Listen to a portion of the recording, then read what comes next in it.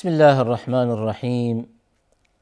الحمد لله رب العالمين والعاقبة للمتقين والصلاة والسلام على أشرف الأنبياء والمرسلين سيدنا محمد وعلى آله وصحبه أجمعين. سروران گرامی، بینندگان عزیز و محترم، السلام علیکم و رحمت الله و برکاته. مباحث دینی ایمانی خودمان در مورد حقوق زنان به اتفاق یکدیگر ادامه می دهیم. مبحثی که در مورد اون در نشست‌های اخیر به اون اشاره داشتیم، مبحث گواهی در دین مبین اسلام. در نشست گذشته به اینجا رسیدیم بر این که بحث گواهی در اسلام بحث مهمی است و الله ذوالجلال در مورد گواهی آیاتی در قرآن کریم نازل فرمودند. یعنی به همان گونه که یک سری قوانینی در مورد گواهی برای بشریت در دین مبین اسلام عنوان شده است، باز هم آیات کریمه زیادی داریم که الله ذوالجلال در موارد مختلف خودش گواهی میدهد. در جلسه گذشته به اینجا رسیدیم بر این که یکی از مواردی که در مورد گواهی در قرآن کریم مطرح شده است در وهله اول این است که الله ذوالجلال در مورد وحدانیت خودش گواهی میدهد. شهید الله انه لا اله الا هو، این که نیست معبودی به حق جز الله ذوالجلال.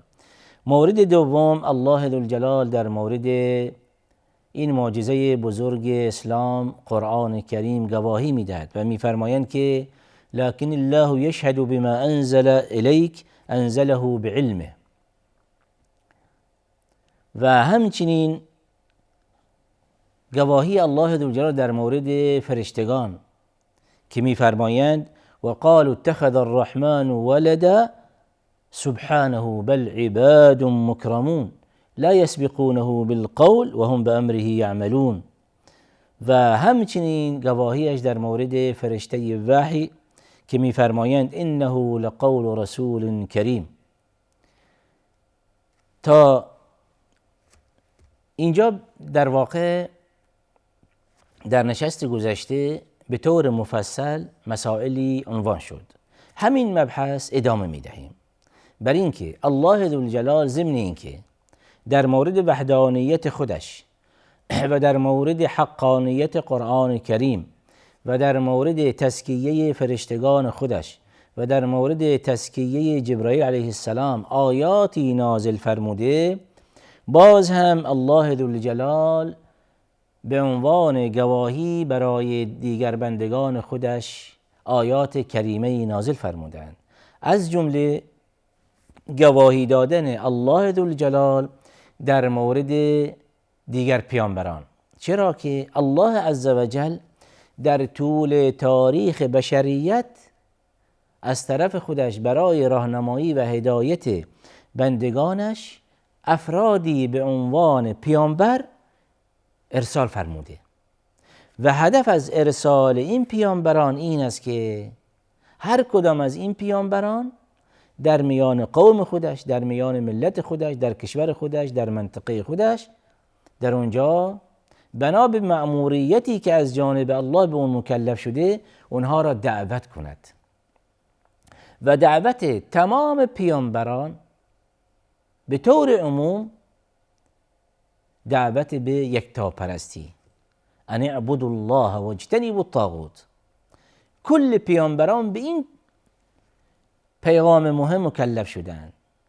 تمام پیامبران به این مبعوث شدند برای اینکه در مورد پرستش الله واحد عزوجل مردم روشن کنند و به پرستش و وحدانیت باری تعالی مردم را دعوت کنند. پس اگر خوب دقت کنیم، با توجه به آیات کریمه قرآن کریم و با توجه به مأموریتی که تمام پیامبران به اون مکلف شدند، این است که رسالت تمام پیامبران یکی است. دعوت کل پیامبران از آدم تا خاتم علیهم السلام یکی می باشد و اون فقط الله ذوالجلال را پرستش کنید و از هر نوع شرک، خرافات، بدعت ها منتهی شوید. هر پیامبری که به سوی قومی ارسال می شد در وهله اول اونها را به این امر مهم آموزش میداد که ای مردم از این شرکیات دست بردارید. این جمادی، این نباتی، این انسانی، این شیئی، هر شیئی که باشد که شما اون را تعظیم میکنید، برای او سجده میکنید، اون را پرستش میکنید، این کار اشتباهی است. تمام پیامبران به این مبعوث شدند و اینجاست که الله ذوالجلال در مورد پیامبران هم گواهی خودش صادر می‌فرماید و جالب اینجاست که پیامبر علیه السلام در روایت‌هایی از او ثابت شده است که پیامبران اخوة لعلت، یعنی این که همه این پیامبران برادر یکدیگرند. توجه فرمایید، یعنی این که همه این پیامبران همه برادر یکدیگرند، اما مفهوم این روایت این است که شریعت این انبیا با یکدیگر تفاوت دارند. به عنوان مثال اون قوانینی و اون شریعتی که موسی علیه السلام و یا اون قوانینی که نوح علیه السلام یا عیسی و یا ابراهیم و یا دیگر انبیا اون شریعتی که داشتن مناسب بود با شرایط زمان خودشان. پس اینجاست که در نهایت بشریت به این ختم می شود، بر این که برای اونها پیامبری به نام محمد مصطفی علیه السلام به عنوان راهنما و به عنوان مرشد و به عنوان منجی ارسال می شود و به رسالت الهی مکلف می شود. اینجاست که هر کدام از این پیامبران یک سری قوانینی به ویژه در جانب فقهی خاص شریعت خودشان دارند، چرا که هر کدام از این پیامبران به یک قومی مبعوث می شد.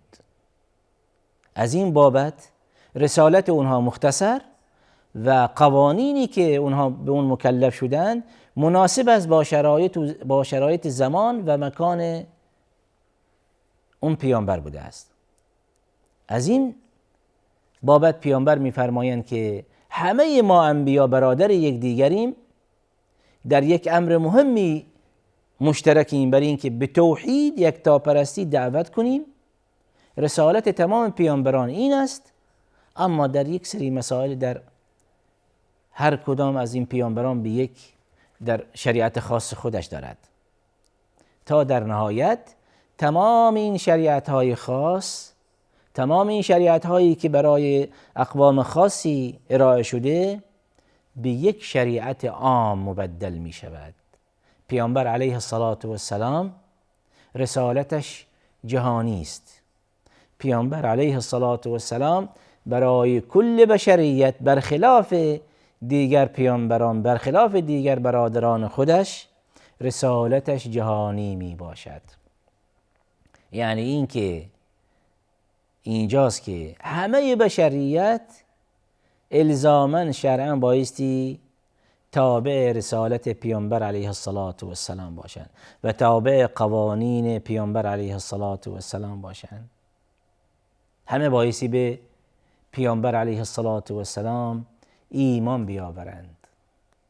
و مورد دوم این است که ما به عنوان یک بنده مسلمان، امت اسلامی، تک تک افراد این امت شرعاً مکلفند، به همان گونه که ختم رسول علیه السلام به عنوان سرور بشریت و به عنوان پیامبر خودشان میدانند، این است که به دیگر پیامبران هم ایمان بیاورند.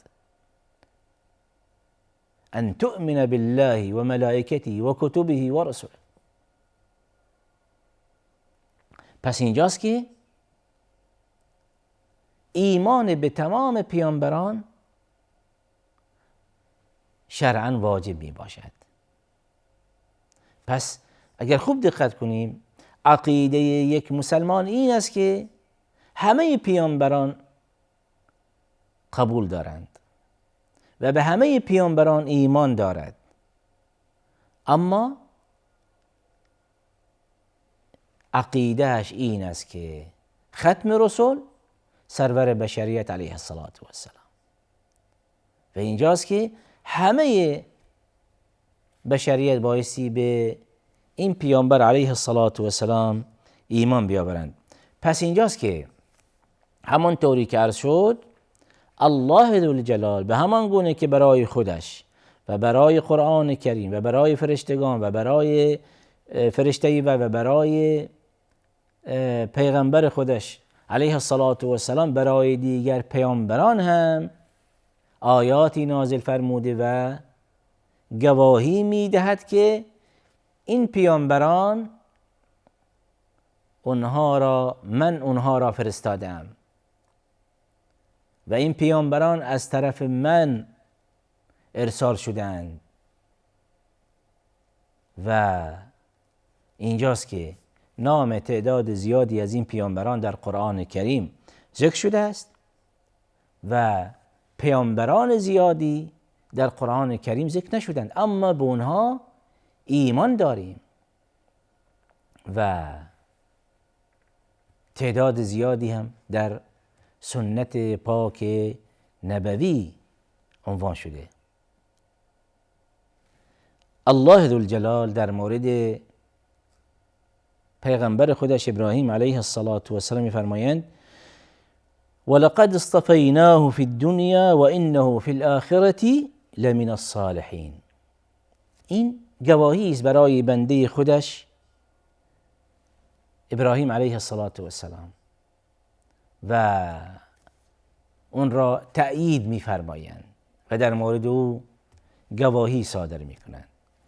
و یا در مورد عیسی علیه السلام می‌فرمایند که وجیها فی الدنیا والآخرة، بعد می‌فرماید و من المقربین.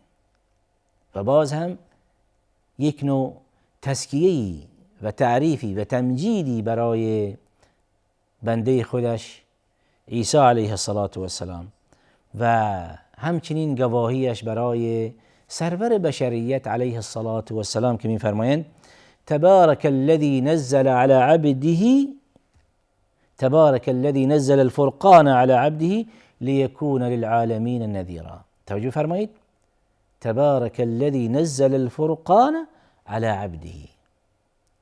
این آیه هم حقانیت رسول الله علیه السلام میرساند و هم حقانیت نزول قرآن کریم میرساند و هم بندگی پیامبر علیه السلام میرسانند و هم در واقع ارسال پیامبر علیه السلام به عنوان راهنما و مرشد.